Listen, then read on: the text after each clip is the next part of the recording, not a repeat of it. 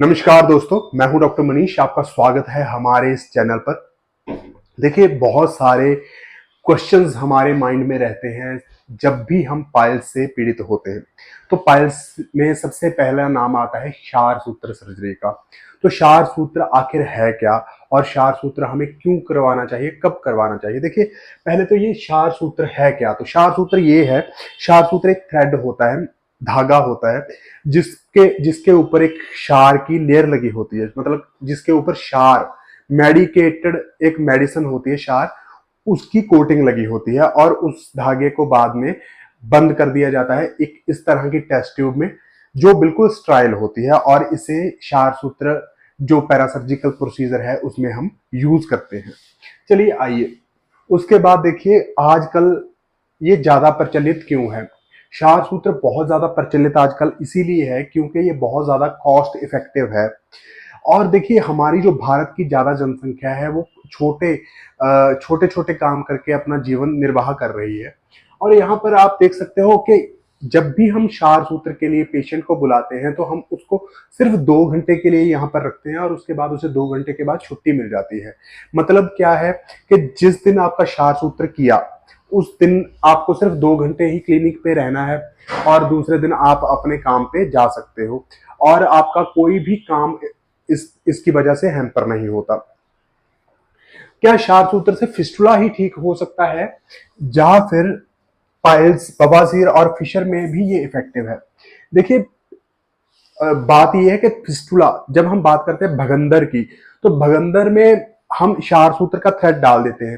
तो क्षार सूत्र क्या करता है, जैसे ये भगंदर का एक ट्रैक है, तो यहाँ पर हमने क्षार सूत्र डाल दिया, ऐसे बिल्कुल ऐसे बांध दिया, तो ये क्या करेगा, धीरे धीरे धीरे धीरे काट काट के बाहर आ जाएगा।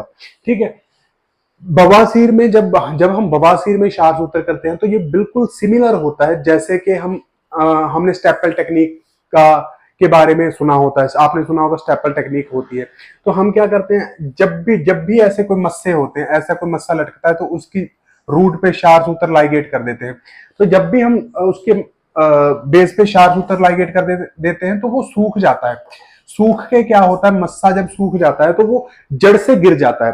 तो होता क्या है, जब भी ये मस्सा सूख के गिर जाता है ऐसे जड़ से, तो जहां से ये गिरा होता है वहां पर एक हार्ड हार्ड मास आ जाता है, वहां पर हार्ड मास आ जाता है, जो दोबारा जो हमारी वेव्स को फूलने नहीं देता, और दोबारा बवासीर होने के चांस बहुत ज्यादा कम हो जाते हैं। फिस्टुला और पाइल्स के केस में दोबारा होने का डर है। अगर आप क्षार सूत्र के माध्यम से फिस्टुला या पाइल्स का ऑपरेट करते हो, या आप पाइल्स फिस्टुला का ऑपरेट क्षार सूत्र विधि से करवाते हो, तो देखिए, फिस्टुला में क्षार सूत्र बहुत ज्यादा महत्वपूर्ण रोल प्ले करता है।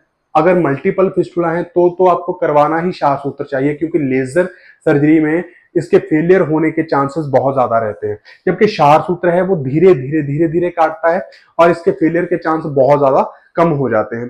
तो अब आप अगर पाइल्स और फिस्टुला में क्षार सूत्र करवाते हो तो आपको डरने की बिल्कुल जरूरत नहीं है। हो सकता है आपका इलाज थोड़ा धीमा हो, लेकिन पर इससे स्थायी इलाज मिलता है। आपको हमेशा क्षार सूत्र सर्जरी प्रेफर करनी चाहिए। देखिए, हमारे क्लिनिक में हम लेजर भी परफॉर्म करते हैं, क्षार सूत्र भी परफॉर्म करते हैं, लेकिन लेजर है जो वो बहुत ज्यादा कम प्रयोग किया जाता है, क्योंकि हमारे पास जो पुराने केसेस आते हैं तो उनमें क्षार सूत्र ज्यादा इंपॉर्टेंट है, क्योंकि ये स्लो तो है लेकिन इसकी इफेक्टिवनेस भी उतनी ही ज्यादा है। तो आई होप आपको ये वीडियो पसंद आई होगी। बने रहिए हमारे इस चैनल पर। धन्यवाद दोस्तों।